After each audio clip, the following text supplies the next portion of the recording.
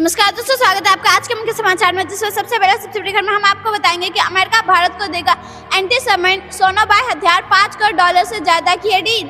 दूसरी बड़ी खबर में हम आपको बताएंगे प्रधानमंत्री मोदी की यूक्रेन यात्रा का अमेरिका ने किया स्वागत, कहा युद्ध समाप्त करने में होगी सहायक। तीसरी बड़ी खबर में हम आपको बताएंगे प्रधानमंत्री मोदी ने यूक्रेन को सौंपे 4 अस्पताल, महज 12 मिनट में हो जाएगा तैयार, सौर ऊर्जा से है युक्त। चौथी बड़ी खबर में हम आपको बताएंगे अंतरिक्ष क्षेत्र में एक और उपलब्धि, भारत ने लॉन्च किया अपना पहला रियूजेबल हाइब्रिड रॉकेट।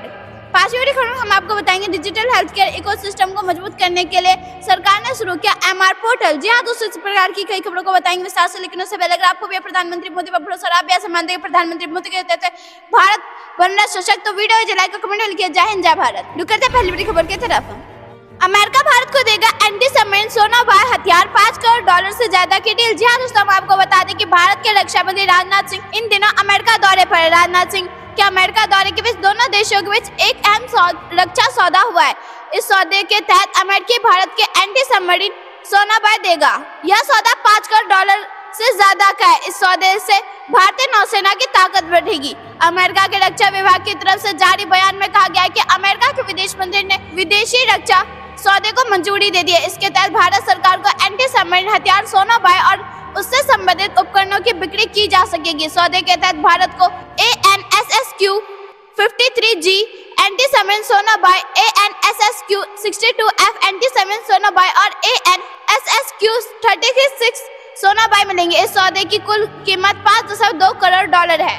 गौरतलब है कि चीन ने हाल ही में अपने सबसे आधुनिक सबमरीन को लॉन्च किया है। इसे पीपल्स लिबरेशन आर्मी नेवी के अंडर वाटर फ्लाइट में शामिल किया गया। चीन की नौसेना के पास 48 डीजल इलेक्ट्रिक सबमरीन है। चीन पर हिंद महासागर और हिंद प्रशांत सागर क्षेत्र में सबमरीन की मदद से जासूसी करने का आरोप लगते रहे। यही वजह है कि भारत अमेरिका के बीच हुए इस एंटी सबमरीन समझौते से चीन और की साजिशों पर कुछ हद तक नकेल कसी जा सकेगी। राजनाथ सिंह ने शुक्रवार को अमेरिका के रक्षा विभाग पेंटागन का दौरा किया, जहां राजनाथ सिंह ने अमेरिका के रक्षा मंत्री लॉर्ड ऑस्टिन से मुलाकात की। इस मुलाकात में दोनों पक्षों के बीच रक्षा संबंधों को मजबूत करने पर सहमति बनी। दोस्तों, अगर आप यह मानते हैं कि चीन के हिंद प्रशांत महासागर से होगी दादागिरी खत्म, तो वीडियो लाइक और कमेंट अपनी राय जरूर बताइए। बड़ी खबर की तरफ। प्रधानमंत्री मोदी ने यूक्रेन को सौंपा 4 अस्पताल, महज 12 मिनट में हो जाएगा तैयार, सौर ऊर्जा से है युक्त। जी हाँ दोस्तों, मैं आपको बता दें कि प्रधानमंत्री नरेंद्र मोदी ने यूक्रेन के 4 भीष्म क्यूब अस्पताल सौंपे। आरोग्य मैत्री परियोजना के तहत विकसित भीष्म क्यूब एक चलता फिरता अस्पताल है। इसे छोटे छोटे 36 बॉक्सों में पैक किया गया है। इन बॉक्सों को एक मास्टर क्यूब में रखा जाता है।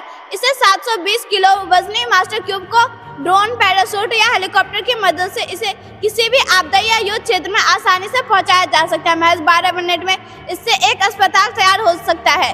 इसमें 200 से ज्यादा लोगों का इलाज संभव है। इसमें दवाओं, ऑपरेशन थिएटर, इमरजेंसी वार्ड समेत सभी आवश्यक सुविधाएं होंगी। जनवरी 2023 से वैश्विक दक्षिण सम्मेलन में प्रधानमंत्री मोदी ने आरोग्य मैत्री पहल के तहत इसका अनावरण किया था।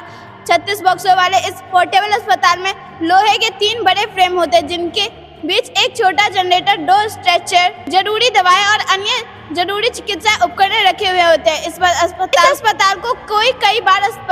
अस्पताल को कई बार इस्तेमाल में लाया जा सकता है। ऊंचाई से गिरने के बाद भी यह खराब नहीं होता। बड़ी खबर की तरफ। प्रधानमंत्री मोदी की यूक्रेन यात्रा का अमेरिका ने किया स्वागत, का युद्ध समाप्त करने में होगी सहायक। जी हाँ दोस्तों, आपको बता दें कि अमेरिका के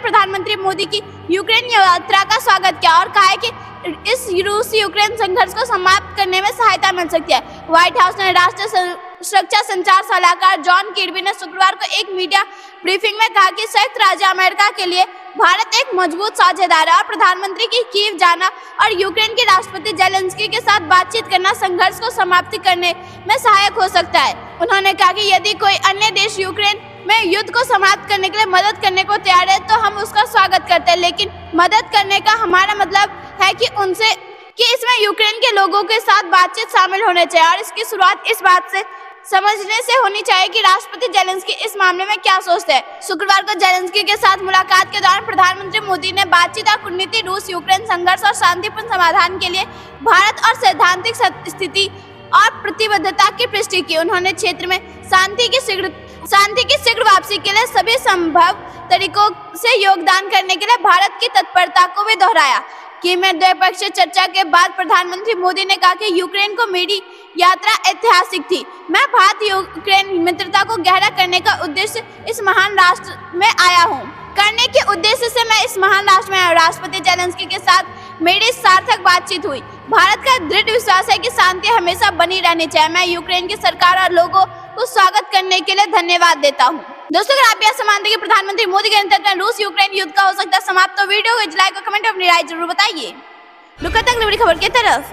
अंतरिक्ष क्षेत्र में एक और उपलब्धि, भारत ने लॉन्च किया अपना पहला रीयूजेबल हाइब्रिड रॉकेट। जी हाँ दोस्तों, हम आपको बता दें कि भारत ने शनिवार को चेन्नई के तिरुवनंतपुरम से अपना पहला दोबारा इस्तेमाल करने वाला हाइब्रिड रॉकेट र्यूमी 1 को लॉन्च किया है। हाइब्रिड रॉकेट को तमिलनाडु स्थित स्टार्टअप स्पेस जॉन इंडिया ने मार्टिन ग्रुप के साथ मिलकर डेवलप किया है। रॉकेट को मोबाइल लॉन्चर का इस्तेमाल करके सब ऑर्बिटर प्रक्षेपण पे लॉन्च किया गया है। यह 3 क्यूब सैटेलाइट और 50 PICO सैटेलाइट लेकर जा रहा है। यह सैटेलाइट ग्लोबल वार्मिंग और जलवायु परिवर्तन के शोध उद्देश्यों के लिए डेटा एकत्र करेगी। RHUMI सामान्य ईंधन आधारित हाइब्रिड मोटर और विद्युत रूप से ट्रिगर किए गए डिप्लॉयर से लैस है। र्यूमी 100% पैराटॉनिक मुक्त और 0% TNT है। मिशन र्यूमी के नेतृत्व स्पेस जोन के संस्थापक आनंद मेंगलांगविन द्वारा किया जा रहा है, जो इसरो सैटेलाइट सेंटर के पूर्व निदेशक डॉक्टर माइलस्वामी अन्नादुराई के मार्गदर्शन में है। दोस्तों, अगर आप यह मानते हैं कि इसरो हासिल कर रहा है कई नई ऊंचाइयां, तो वीडियो लाइक और कमेंट अपनी राय जरूर बताइए। बड़ी खबर की तरफ। डिजिटल हेल्थ केयर इकोसिस्टम को मजबूत करने के लिए सरकार ने शुरू किया MR पोर्टल। जी हाँ दोस्तों, हम आपको बता दें कि डिजिटल हेल्थ केयर इकोसिस्टम को मजबूत करने के लिए सरकार ने शुक्रवार को राष्ट्रीय चिकित्सा रजिस्टर यानी कि MR पोर्टल लॉन्च किया है, जो देश के सभी एलोपैथिक प्रांतीय डॉक्टरों के लिए एक व्यापक और गतिशील डेटाबेस होगा। केंद्रीय स्वास्थ्य एवं परिवार कल्याण मंत्री JP नड्डा ने राज्य मंत्री अनुप्रिया पटेल और प्रताप राव जाधव की उपस्थिति में पोर्टल का उद्घाटन किया। प्रधानमंत्री नरेंद्र मोदी का विजन भारत को डिजिटल रूप से मजबूत बनाना, और यह तभी संभव है जब स्वास्थ्य पारिस्थितिकी तंत्र भी डिजिटल रूप से मजबूत हो। JP नड्डा ने कहा कि MR डॉक्टर की आधार ID से जुड़ा हुआ है, जो व्यक्ति की प्रामाणिकता सुनिश्चित करता है। राष्ट्रीय स्वास्थ्य रजिस्टर इस दिशा में एक बहुप्रतीक्षित कदम है, जो डिजिटल स्वास्थ्य सेवा पारिस्थितिकी तंत्र को मजबूत करेगा और लोगों को गुणवत्तापूर्ण स्वास्थ्य सेवा सुनिश्चित करेगा। पोर्टल एवं पंजीकरण प्रक्रिया में निरंतर डॉक्टरों के साथ ऑनलाइन रजिस्टर को अपग्रेड और संवर्धित किया जाएगा। राज्य चिकित्सा परिषदों की भूमिका पर प्रकाश डालते हुए मंत्री ने कहा कि राष्ट्रीय चिकित्सा रजिस्टर के विकास और रखरखाव तथा पंजीकरण प्रक्रिया को सुविधाजनक बनाने में SMC प्रमुख हितधारक है। स्वास्थ्य मंत्री ने बताया कि हम पैरामेडिक्स और अन्य स्वास्थ्य पेशेवरों के लिए इसी तरह का रजिस्टर पोर्टल शुरू करने की दिशा में आगे बढ़ रहे हैं। अनुप्रिया पटेल ने कहा कि डॉक्टरों के बारे में अब तक का डेटा बिखरा हुआ है, जिसमें संशोधन और अपडेशन की आवश्यकता है। MR पोर्टल इस जानकारी को सही तरीके से रखने में मदद करेगा। डॉक्टरों के लिए पंजीकरण करना आसान होगा, जिससे जानकारी सच्ची और सटीक रहेगी। बड़ी खबर की तरफ। राष्ट्रपति मुर्मू ने अंतरिक्ष मलबे पर जताई चिंता, इसरो के भविष्य के लक्ष्य की सराहना की। जी हाँ दोस्तों, मैं आपको बता दें, अंतरिक्ष में मलबा एक गंभीर समस्या बनता जा रहा है, जो न केवल भविष्य के अंतरिक्ष अभियानों के लिए खतरा है, बल्कि वर्तमान में अंतरिक्ष में सक्रिय सैटेलाइट और अंतर्राष्ट्रीय अंतरिक्ष स्टेशन के लिए भी बड़ा जोखिम पैदा कर रहा है। भारत की राष्ट्रपति द्रौपदी मुर्मू ने शुक्रवार को अंतरिक्ष मलबे के बढ़ते मुद्दे पर चिंता है। दोस्तों, आप यह मानते हैं कि इसरो जल्द बनने वाला अंतरिक्ष सुपर पावर, तो वीडियो को कमेंट अपनी राय जरूर बताइए। बड़ी खबर की तरफ। भारत कभी तटस्थ नहीं रहा, हमेशा शांति का पक्ष लिया, प्रधानमंत्री मोदी का बड़ा बयान। जी हाँ दोस्तों, हम आपको बता दें कि में यूक्रेनी राष्ट्रपति व्लादिमीर जेलेंस्की के साथ बैठक प्रधानमंत्री नरेंद्र मोदी ने शुक्रवार को यह स्पष्ट किया कि रूस और यूक्रेन के बीच चल रहे संघर्ष में अक्सर तटस्थ कहे जाने वाले भारत ने हमेशा शांति के लिए दृढ़ता से पक्ष लिया है। यूक्रेनी राजधानी में जेलेंस्की के साथ बहुप्रतीक्षित चर्चा के दौरान अपने संबोधन में प्रधानमंत्री मोदी ने कहा कि हमने युद्ध से दूर रहने का रास्ता चुना है और यह बहुत दृढ़ विश्वास के साथ किया है। इसका मतलब यह नहीं कि हम तटस्थ हैं। पहले दिन से हमने एक पक्ष लिया और शांति के लिए दृढ़ता से खड़े रहे। उन्होंने कहा कि मैं भगवान बुद्ध और महात्मा गांधी की भूमि से आया, जहाँ युद्ध के लिए कोई जगह नहीं है। मैं यहाँ शांति का संदेश लेकर आया। प्रधानमंत्री ने यह भी उल्लेख किया कि द्विपक्षीय चर्चा शुरू होने से पहले यूक्रेनी राष्ट्रपति जिस मार्मिक प्रदर्शनी का उन्होंने दौरा किया, उससे वे बहुत प्रभावित हुए हैं। बड़ी खबर की तरफ। पिछड़ा वर्ग को यदि किसी ने सम्मान दिया तो वो भाजपा ने दिया है, शिवराज सिंह चौहान का बड़ा बयान। जी हाँ दोस्तों, हम आपको बता दें कि केंद्रीय कृषि मंत्री शिवराज सिंह चौहान ने शुक्रवार को कहा कि देश में जागरण का नया अभियान चल रहा है। उन्होंने कहा कि प्रधानमंत्री नरेंद्र मोदी लगातार देश के लिए काम कर रहे। विरोधी दल पिछड़े वर्ग की बात नहीं करते। पिछड़े वर्गों को अगर किसी ने सम्मान दिया है तो सिर्फ भारतीय जनता पार्टी ने दिया है। भाजपा ओबीसी मोर्चे द्वारा यह शहीद रामफल मंडल के शहादत दिवस पर आयोजित एक कार्यक्रम को संबोधित करते हुए शिवराज सिंह चौहान ने कहा कि अमर शहीद रामफल मंडल ने देश की खातिर अपना सर्वस्व न्यौछावर कर दिया। हंसते हंसते फांसी पर झूल गए।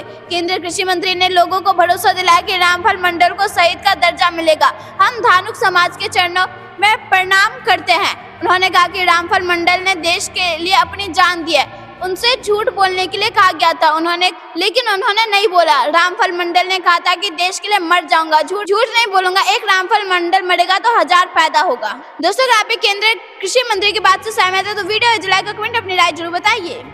दोस्तों, ये थी दिन भर की सारी जरूरी बड़ी खबरें। अंत तक बने रहने के लिए बहुत बहुत धन्यवाद। अगर आप प्रधानमंत्री मोदी का करते समर्थन तो वीडियो लाइक कमेंट लिखिए। जय हिंद, जय भारत।